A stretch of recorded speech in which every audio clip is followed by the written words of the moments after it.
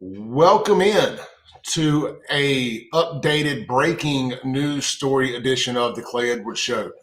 I guess that's what you'll call that. We'll call it an update. Let's clean up a story from earlier.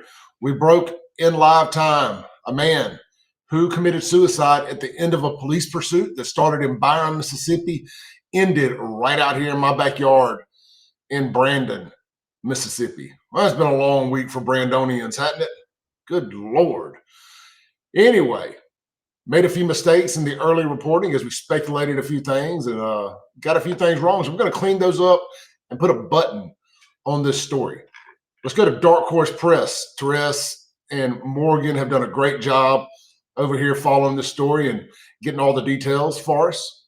As you see, update, man who died after high-speed chase into Brandon identified. I'll tell you now, just because they're going by procedure here, they're not calling it a suicide because it has not been officially announced that it was a suicide. It's been a suicide. I will, if I'm wrong, I'll update again. But for all intents and purposes, I'm pretty sure I'm not on this one. But technically, it has not been reported yet. But here's the story on Darkhorse Press. Let's bring everybody up to date. Rankin County Coroner David Ruth identified the man who died after the chase, says 64-year-old Michael Reed from Brandon. Multiple law enforcement agencies were involved in a chase on Highway 18 in Brandon. The vehicle being chased was a white Z71 truck. Man, all of the agencies that were involved were Pearl Police Department, Richland Police Department, MHP, Brandon Police Department, Byram Police Department, and Mississippi Bureau of Investigation. So here's a timeline.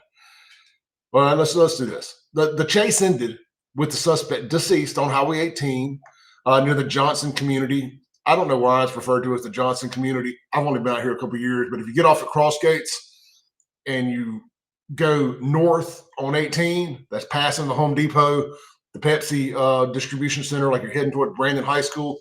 It happened just north of the railroad tracks there before you get up to Sunset or any of that area. So anyway, just to paint the picture for you.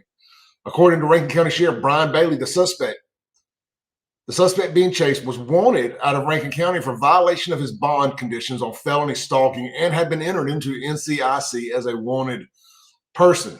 Here's a timeline of the chase. The chase originated in Byram, and here's where I want to clean up my first mistake.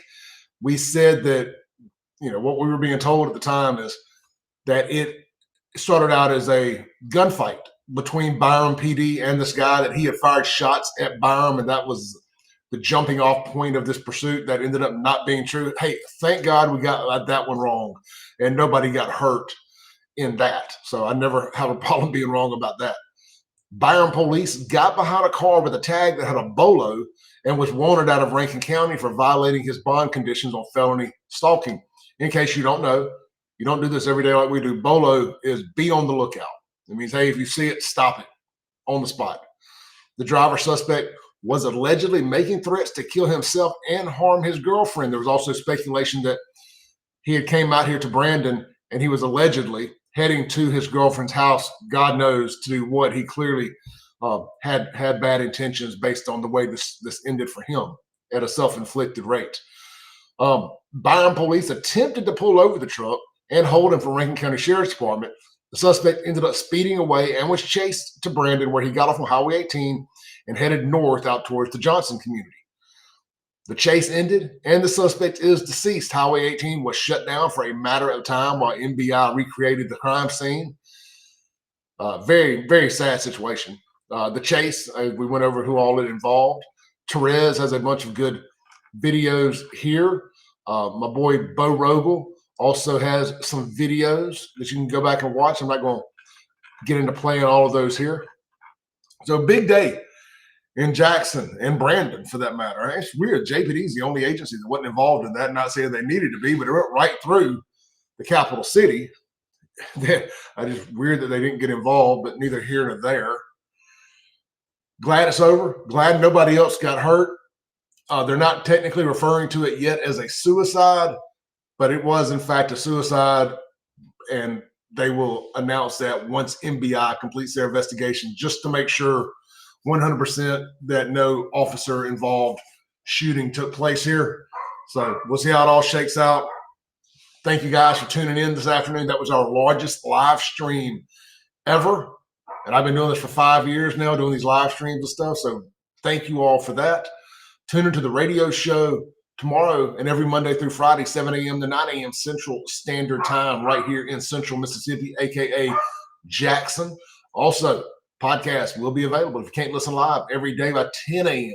Central Standard Time. You can stream it live and worldwide at wyab.com, as well as the TuneIn app and Alexa. Just search WYAB. Go find the podcast, search my name, Clay Edwards Show. Hit subscribe and follow. Hit a like button, hit a share button. Help a brother out.